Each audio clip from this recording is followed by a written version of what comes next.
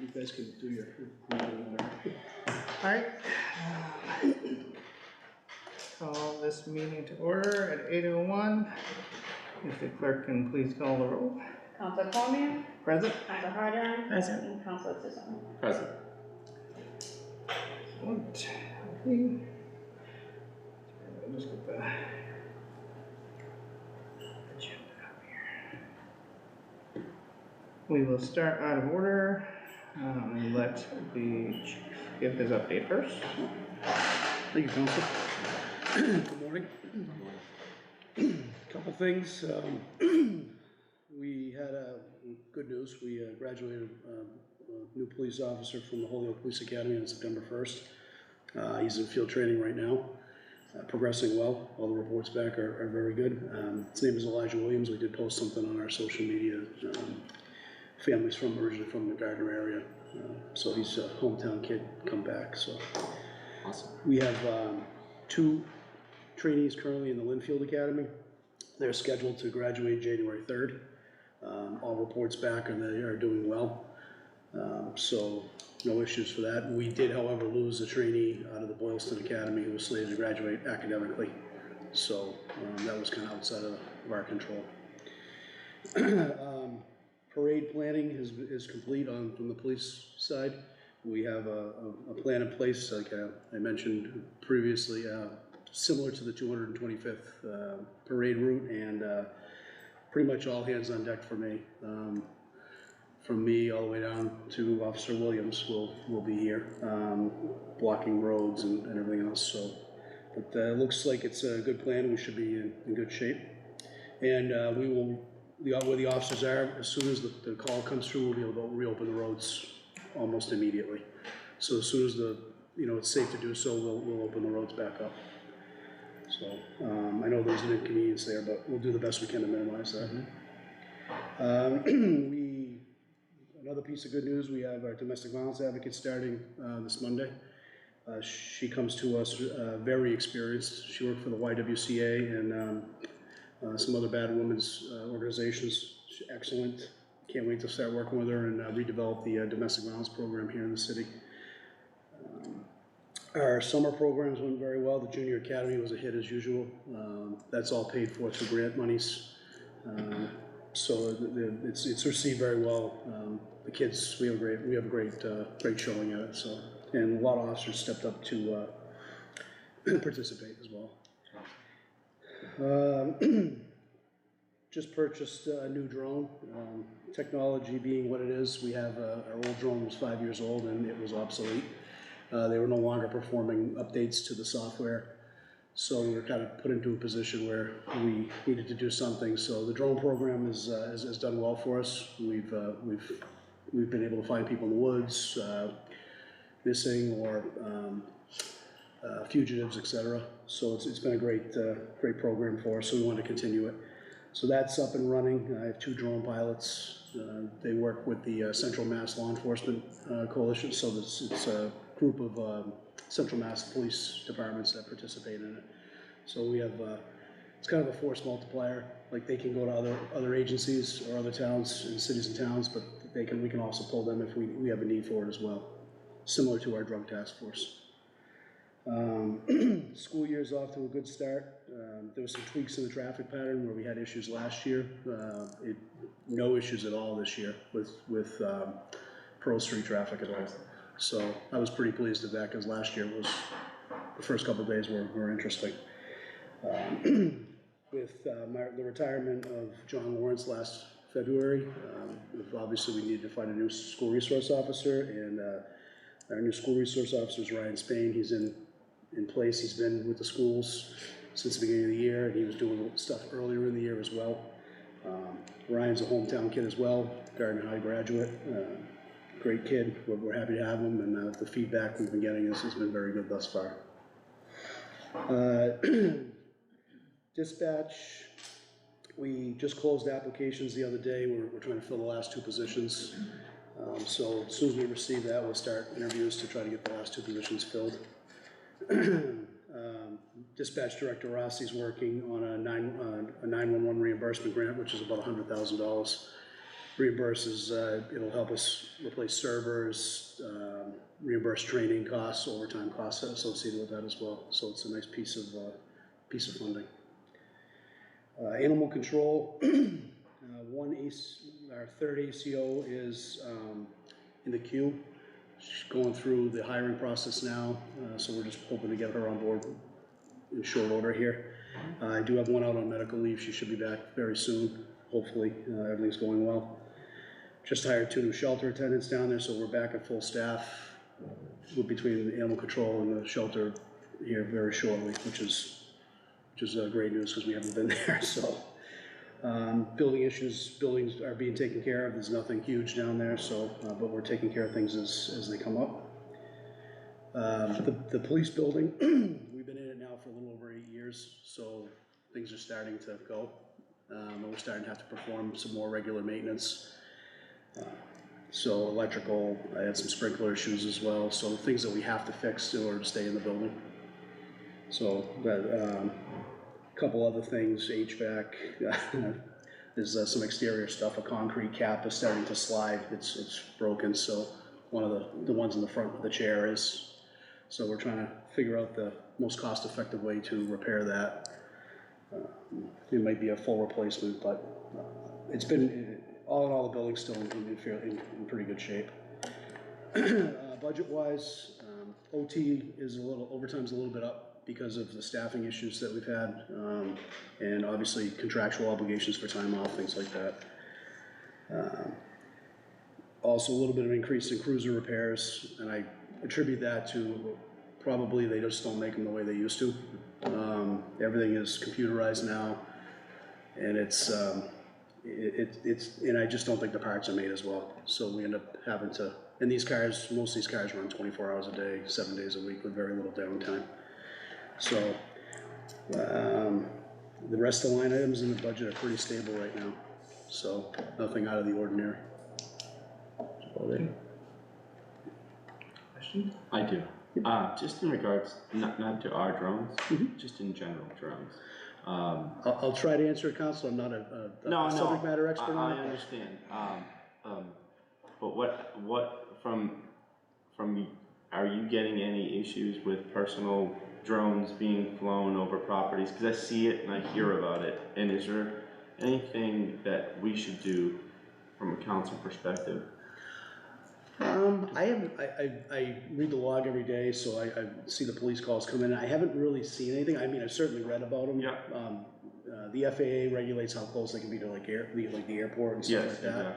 Exactly. So that stuff is usually taken care of. As for like, I see what you're probably thinking, like somebody going over private property. Yeah. You know, potentially. Yeah. Sure, I understand completely. We haven't received, a significant amount of calls in that area. I would certainly be aware of that, and if it does, like if there's an uptick or something, or we see something, then I would certainly look to maybe, in the form of like an ordinance or code type of thing. I know if that's what you're looking at. I'm just thinking too, I mean, as people get more and more sophisticated, if someone was looking to potentially hit a house and want to see whether or not these people are on vacation and utilize that as a tool. I'm not trying to think like a criminal, but I mean, I've seen it. Possibility. I think the truth is stranger than fiction sometimes, so I think it's certainly certainly possible. But I mean, if certainly something we'll pay attention to if it becomes an issue. Becoming more and more popular. Sure. That's all. I don't have any questions about what's on here. I do have another question. This is the time I could ask. The car lot across from TD Bank. Yep, we said we'd take a look at that, yep. Yes. And we'll look at to find out, I forget how many vehicles they're allowed to have in there. But it looks more like a junkyard now. Sure. It's pretty messed up, and I just wanted to take a look at it. We'll take care of that, Council. So you'll still be down 2 officers, losing that 1 training man officer once? Yeah, so that actually was the one thing I did forget to mention. We just pulled a list for 2 additional officers. We're still in civil service, we're still waiting to get out. So we pulled another list, and we're gonna start the hiring process with the hopes of getting them into a November academy. Okay. And that would bring me back to full staff. And then the only other thing I have, which is also out of order, do you have any input on the ordinance to amend the alcoholic beverages chapter to increase the quota on marijuana? I think I spoke on it before the hearing. I don't have a particular issue with it. The cannabis industry in Massachusetts is extremely regulated. It's much more regulated than alcohol. Yeah. Like, for instance, compliance checks, we do occasional compliance checks of, obviously alcohol and the cannabis establishments. With alcohol, you can actually get in the front door, you could have a kid walk through a liquor store. You can't even get through the front door without identification in a marijuana dispensary. So, and then every inch of retail space where there's product, they're required to have camera coverage.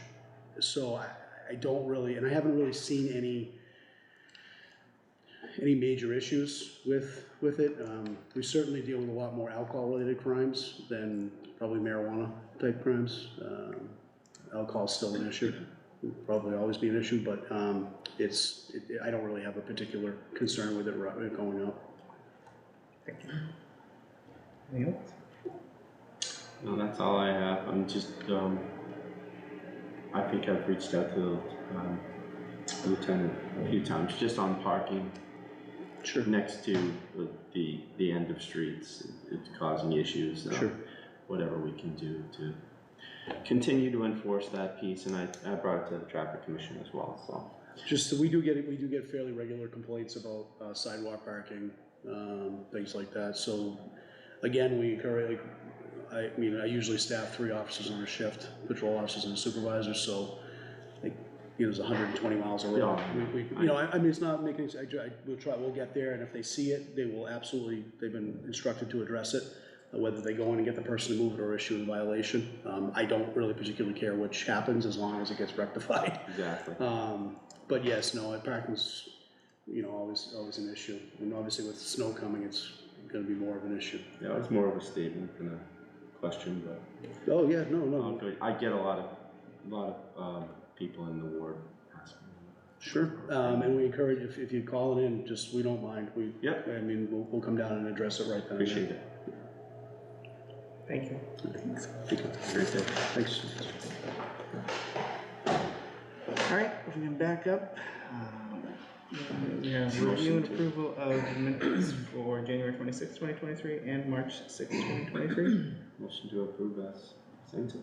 Second. Motion by Councilor Pisoni, second by Councilor Harden to accept as printed the minutes of the meeting. All in favor? Aye. Aye, opposed? Motion passes. All right, back to departmental updates. Building department. Good morning. We've got a bit of a mixed bag, mostly good news. We got a lot of things happening down there. First, we are hiring for local building inspector position. And one candidate, one potential candidate. I'm waiting to hear back from the BOCC whether or not he's eligible to test for the exams. He had a hearing scheduled on the 5th, and they didn't have enough board members to sit for a hearing, so that was scheduled out for a couple weeks. I think he may be a strong candidate. I think he may be a good fit for the city. So as soon as I hear back from them, if he's able to sit and test for the exams, then I think we'll bring him on. Still interviewing for the principal clerk position. We're interviewing all day tomorrow. That's been vacant for about 6, going on 7 weeks now. So we have a few good candidates. I think that we'll be in a good position after tomorrow. Hopefully, we can make an offer to one of them. City Hall building in general, Perry Auditorium updates and renovations are ongoing. It's been used sporadically in recent years. We had some issues with the doors and the egress and storage in the building. That has all been resolved at this point. We've partnered with DPW to install accessible signage. They're also making entrance signage for us. So in the next month or so, I think we're going to be in a a good spot to use Perry Auditorium for what it was intended for. You know, we've got a couple of leaks in the roof. I think that may be something we can address in-house. We'll get up there as soon as we can. If it's something we can do, that's gonna be a huge cost savings for us. Building department renovations are ongoing. They should be done the next week or so. We are taking the inspectors out of their existing room and moving them back to the meeting room. We're taking the clerks from where they are and moving them over to room 102, and then we're gonna keep my office where it is and create a conference room for the department. Primary reason for that is to increase safety in the department. To date, there's been no separation between the general public and the department. So individuals could walk in, they could come right behind the clerk's desk. They handle sensitive information at times. We do, you know, on the code enforcement side, we get some, you know, irate or unsavory individuals that come in and they have direct access to, you know, to the individuals. So this creates a bit more security in the department, a little more separation. So I think we'll be done with that in a couple of weeks. Interviews, City Hall. So I mentioned we have the roof leaking in Perry. We have, I got one quote so far. The mayor had asked me to look into it. We have some capital improvements that we need to do on City Hall and the annex. We have some exterior rot on the annex building. The columns in the front of City Hall are showing, you know, signs of rust, peeling paint. The primary entrance here, we have a significant amount of lifting of the granite steps. So it's posing an issue for accessibility for, you know, any persons with disabilities. We're probably looking in the neighborhood of $70,000 or so. So we'll continue to work on getting quotes for that. But we may have to appropriate funds from somewhere. I don't think it's necessary. The stairs are more of the immediate concern, but I think it's probably best to just do it all together. Helen May Sauter was declared surplus, so it's now under the control of the city and by extension the building department. The building is still overall in relatively good shape. It does have a roof leak. It is a slate roof, so we would need a specialty contractor. The accessible entrance, which is at the rear of the building, is a glass bulkhead. So that allows individuals to come in and access the elevator. That's leaking and getting water into the building, so we need to address those couple of things. If we can address that, then we can start looking at, you know, maybe getting folks in there before the building, you know, deteriorates too quickly. Again, we don't have any sort of a line item for a budget for that work, so I think that's something we have to begin the conversation on. School Street School has officially been condemned. It has been about 2 weeks now. Since I took office, we're averaging 2 break-ins a week over there. The break-ins continue to get more and more severe. We're not in a position where we can, you know, actively keep up with the break-ins. PD routinely patrols the school. I patrol it as well. When individuals break in, they're now, you know, more forceful, causing more damage. They're causing more damage inside the school. They're lighting fires. We have 5 documented fires within the school. There's no power, no fire suppression system, no sprinklers. So as it sits now, the school poses an immediate threat to life and limb. So it's been condemned by both the building and fire departments, and a letter submitted to the mayor with the order to remove the building. I didn't give a time frame because I know it's going to take some time to try and do that. In the interim, could we get any video surveillance? We've started talking about that. There is a neighbor that has a house next door. He has video cameras on that house. He has provided footage to PD in the past. He said he's willing to continue to do that if we need to. So I think it's definitely a conversation we should have. The issue that we're having in speaking with Chief was it's kind of a catch and release. They're all minors. Judges aren't willing to prosecute them. So, you know, when they do make an arrest and they have to go before the judge, it gets dismissed anyway. And so it's primarily minors. They're not breaking into Waterford Street anymore, which is fantastic. Now that we have an increased presence down there, but School Street is a problem, and it's quite dangerous at this point. School department in general. The elementary school never received a certificate of occupancy. So they've been occupying the school now the second year without an occupancy certificate. There were a few issues with some locking doors that were preventing movement throughout the building. The architectural firm is working on resolving that issue. Once that gets resolved, I think that we'll be in a good spot to issue occupancy. I was missing a lot of documentation, so I wasn't able to review any inspections, any special tests or reports from the school. So to date, I haven't been able to sign off on it.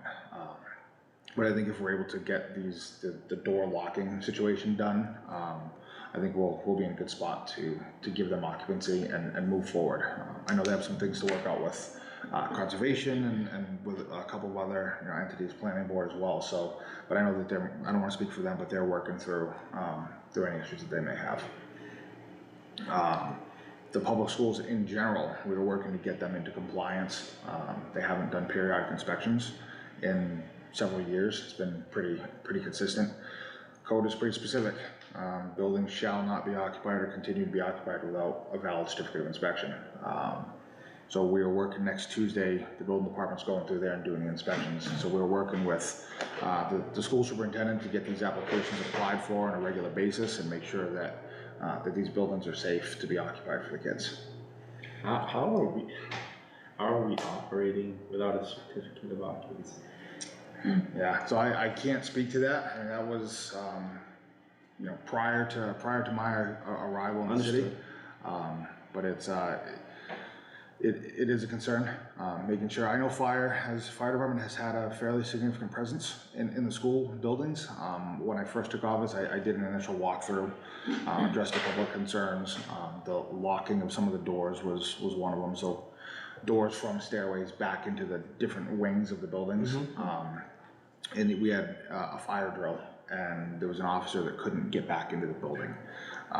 So we worked through with the architects. They are now resolving that. The code is pretty specific that in these stairwells, you must be able to go back into the building. Sometimes folks get trapped in a smoke-filled stair enclosure, and they need to re-enter the building. So they will be shortly. They're trying to work out the logistics on how they get that system functioning. Once they do, I think we'll be in a spot where we can get them occupancy. I apologize, I didn't mean to jump into questions. But I do have one more question. Sure. Can you get back to us the last time the inspection on the schools were actually had taken place, the last record? I can. I'll have to go through our records. Yeah, if you could just do that, Yeah. because I want to definitely follow up on that. Yeah, I'm I think it's been a surprised couple of years. that From a school committee perspective, the facilities portion of that should have been kind of tried. Yeah, and that's kind of their responsibility. Facilities director generally handles that aspect of it, applies for all of the inspections, and it's so the code again is pretty specific. You must submit the application, and then they have to be inspected. And even at a minimum, from an auditing standpoint, it's really critical. If and when we get audited by the state, we need to make sure that we can show proper documentation.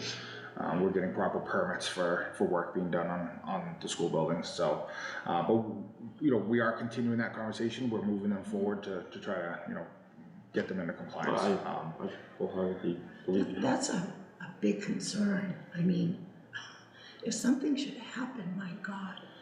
Yeah, so that's always been my concern as well. If and when something happens, the question that always gets raised is, who knew about it? Why wasn't it followed up on? Why weren't individuals held accountable? Yes. That's the big reason with the School Street School as well. We have documented incidents where building officials are held accountable for not condemning a building properly that poses a danger. So especially when children are involved, that's a really high priority for me. I'm just making sure these buildings are heavily occupied with lots of stuff going on during the day. So making sure that they're in compliance is top of the list. So we are working them through that process to get them where they need to be. My final thing really is vehicle replacement. We have one vehicle that is, which is mine, that is almost nearing the end of its life for our use. It's starting to need repairs. It's also at a stage where it still has some value, whether it's through a trade-in program through MHQ or giving it to another department. I know there may be some grant options to fill that gap, so that's something that we're starting to look into now. Especially if we can use it as a trade-in. I think if we're able to do that, as I stated, it still holds a fair amount of value. So any grant money that would need to be utilized or any, city funds, should be minimal, but that's what we're trying to work through now. Thank you. I think that's it for the building department. Appreciate it. All right, any other questions? All right, thanks folks. Thank you.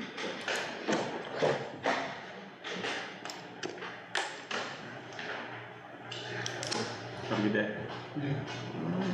Public health is next. Good morning. Good morning.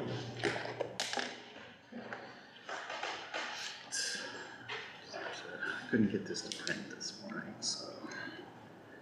Welcome, first of all. Yeah, thank you. This is my first one, so I'll adjust from here as far as what kind of information you're looking for or things like that. But just for general updates for our outreach coordinator, on August 31st, there was a National Overdose Awareness Day event at Monument Park. September is Recovery Month, and Veronica is working with Alyssa's Place, planning a community event. Veronica is also planning the annual prevention conference for October, and will also be hosting a regional faith conference with many area churches in collaboration with Voices of Truth. October is Domestic Violence Month, and she'll be working on some related events. For the landfill, we have a couple of projects that we're working on getting quotes for. The main one is cleaning out the pumps that pump the leachate water. The pump chambers are full of sediments. We have right now 2 good quotes. I'll be meeting another contractor right after this morning to hopefully have a 3rd quote. Since it's looking like it's going to be around $10,000 for that project. We also have one spot of erosion on kind of a corner that the DEP is asking us to repair, so we're also working on getting quotes for that. We have 1 quote right now, also for around $10,000. And then the 3rd project is to chip up all of the yard waste, trees, that's been accumulating rather fast at the transfer station just because of all the tree projects that the DPW is working on. Let's see.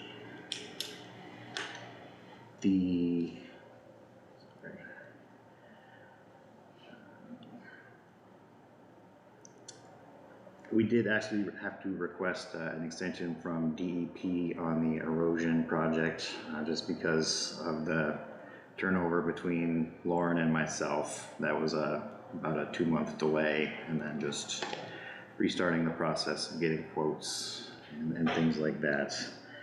The transfer station, we are looking at ways to increase the safety in the area where residents are using the steps to throw their own trash into the open dumpster.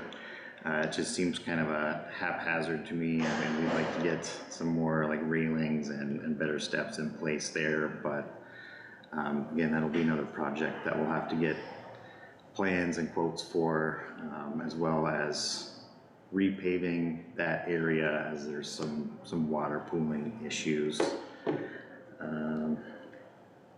Vaccine clinics, we are waiting on a finalized schedule from the Montezut Public Health Network. Their epidemiologists just emailed me this morning as far as they're still kind of waiting on the state with new vaccines and getting all that supplied, and they will let us know as soon as they have a schedule for flu clinics as well. As far as the department updates, Eric Babin, one of our inspectors, his last day is going to be tomorrow. So the position was posted yesterday, and we'll be hoping to get some good candidates and refill that as quickly as possible. And the housing and nuisance complaints have been probably the most steady thing that's been coming in as far as complaint wise or emergencies. So right now it'll be Angela and myself will be covering that together. So to Eric on a few occasions, just about bush overgrowth on corners. Yes. Many occasions. Yes. Just crazy the way this year grew. Yeah, the rain has definitely not helped with overgrowth and weeds and everything else. So, yeah, we look at every complaint that comes in and try to do the best we can to solve it. So, Appreciate it. yeah. I've had a few people in my ward, with this question, so, we have immigrants, families coming in. Are those children, Yes. do they have to get vaccines? So the state is kind of working on that. We had, the Community Health Connections did intake forms on all of the people who are coming in, just to try and get more of a medical history and an idea, and they are working on, they've had their vaccine truck come out and do vaccinations since these children are going to school. Okay. So they are working on that. I can give you a more specific update. I would just have to reach out to the state for that. They are slowly kind of becoming more present over there. Right. At the very beginning, it was just all city resources that were there for them. So it's been improving. Okay. Just kind of a little bit of an oddball question, but something that's a concern of the people in my ward as well. We have the dog park there, and I realized that it was donated, and we really don't oversee it. But from your perspective and from the city's perspective, from a maintenance standpoint, can you guys come back with what should be done on a yearly basis at that dog park, and then we'll put it on, us as to how we comply with that? Because I think it should be a line item in our budget to a certain degree, because we have it, they use it. I want to make sure that it stays safe, if that makes sense. Yeah, absolutely. I can look into what we can do and what the right procedures would be for that. I appreciate that. Yeah. Good question. The dog park is my backyard, so. Yeah, no, Okay. Good question. right in the I corner of- actually, it's been on my radar just to go take a look at it and see what's been going on there. So, Appreciate that. yeah, Thank you. absolutely. Questions? No. That's it. Okay. Thank you so Thank much. you. Great to meet Yeah, you. thank you. Nice to meet you. Keep it up. Yeah, let me know, I know there's a lot to do. So. what other information you're looking for in this Yeah, meeting. if you could get back to me on that, that'd be phenomenal, so I Yeah, can share that. absolutely. Yep, Yep. awesome. Okay. Thank you. Thanks. Thank you. Fire department, we do not have a department update, and the chief is away. So we will pass that, which takes us to item 11-044, an ordinance to amend the code of the city of Gardner, chapter 306 thereof, entitled Alcoholic Beverages, to add a new section 5 thereof, entitled Marijuana Retail Establishments, to increase the quota allowed and change the method for amending the quota allowed by the code of the city of Gardner. Submitted by Councilor Heath, and it's been referred to our committee. I'll take a motion to put this on the floor. I'll make a motion to present this to the city council as written. For listening to what the chief had to say, it sounds like these establishments are definitely regulated even more so than alcoholic. Where we sell liquor and beer and wine. So I'll make that motion. I'll second. Motion by Councilor Stoney, second by Councilor Harden to recommend approval to the city council. Any discussion on this motion? Well, I had some pros and cons about this, but I am for it. Especially considering that I believe we have 2 permits now for marijuana. and one of those permits, we cannot get back. The people that have the permit have not put anything there for, I can't tell you how many years. So, About 2 years. thank you. Since we issued it. Yeah, so, you know, listening to the police chief, he had some very valid, good points, so I will support it. I'm good. Okay. Yeah, I agree. I mean, I've seen no issues in the city that have been brought up by our current establishment to make me feel reticent to increase that amount. Obviously, you know, you want limitations, but I think that's a fair 35% of liquor licenses is a fair limitation. Mm-hmm. All right, any other discussion? No. All in favor? Aye. Aye, opposed? Motion carries. Motion to adjourn. A motion by Councilor Pisoni, second by Councilor Harden to adjourn. All in favor? Aye. Aye, opposed? Passes adjourned at 8:37. Nice work.